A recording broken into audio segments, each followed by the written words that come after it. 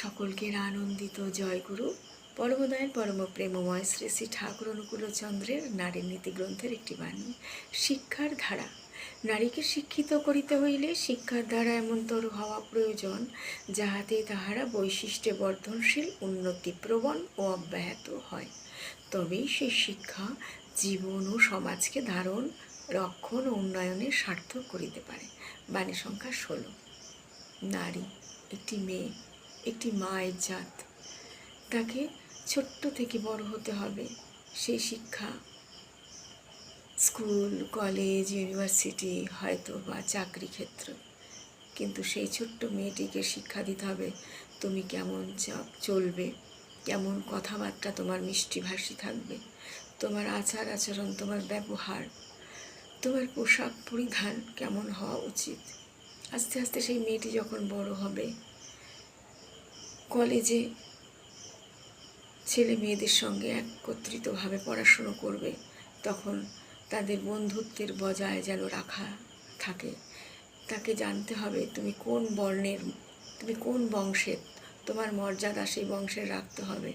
তুমি যেন সেই বংশ মর্যাদাকে বজায় রেখে তাকে অমর্যাদা করো না। তুমি বন্ধুত্বের বজায় রেখো, কিন্তু তার সঙ্গে তেমনভাবে মেলামেশা করো না যে তোমার বৈশিষ্ট্য যেন ধুলোয় লুটিয়ে পড়ে। তুমি একজন মেয়ে, একজন মায়ের জাত।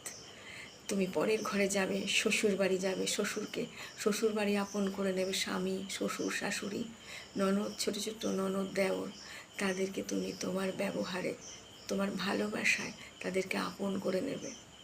এই শিক্ষার ধারা যখন হবে, তখনই নিজের জীবনে সেই বৈশিষ্ট্য অব্যাহত চিরকাল থাকার জন্য সেই শিক্ষাকে জীবনে সমাজে নিয়ে যাবে। সেই সমাজের বুকে সে একজন নারী, একজন মহিষী নারী হয়ে উঠবে তার ধারণ, রক্ষণ ও উন্নয়নের দিকে। তখন সে যে ধারণ করবে, স্বামী তার শ্বশুর বাড়ি যাবে, তার সন্তান সন্ততি যে ধারণ করবে, তাদের রক্ষা করবে, রক্ষণ, তাদের সেই শিক্ষা দেবে যে তুমি যে শিক্ষা তুমি পেয়েছো সেই শিক্ষায় তাদেরও শিক্ষিত করে তুলবে। এমন করে একটি মেয়ে তার উন্নতির পথে সমাজে, জীবনে সার্থক করে তুলবে। এইটি নারীর বৈশিষ্ট্য। এভাবেই নারীরা চলবে শিক্ষাধারা নিয়ে। সকলকে আমার আনন্দিত জয়গুরু। বন্দে পুরুষোত্তমম।